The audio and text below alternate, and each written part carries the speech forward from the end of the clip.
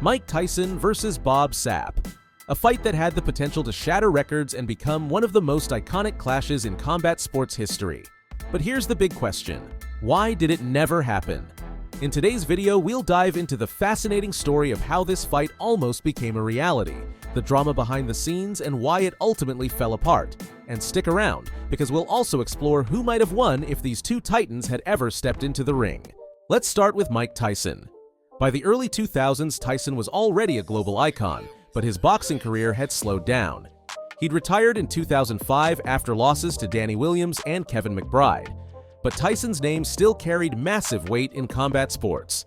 Fans wanted to see him fight again, whether it was in a boxing ring, an MMA cage, or even an exhibition match. This is where Bob Sapp came into the picture. The idea of Tyson stepping into the world of MMA or kickboxing was exciting, and Bob Sapp, with his larger-than-life persona, seemed like the perfect opponent. Now, let's talk about Bob Sapp. Sapp was a former NFL player turned K1 and MMA fighter. Standing at 6 feet 4 inches and weighing over 300 pounds, Sapp was a beast. While his fighting skills were sometimes questioned, his ability to sell a fight was undeniable. Sapp publicly called out Tyson multiple times, even during press conferences and interviews.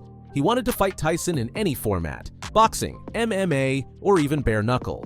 The media loved this matchup. Sapp, with his massive size and aggressive personality, against Tyson, the legendary knockout artist.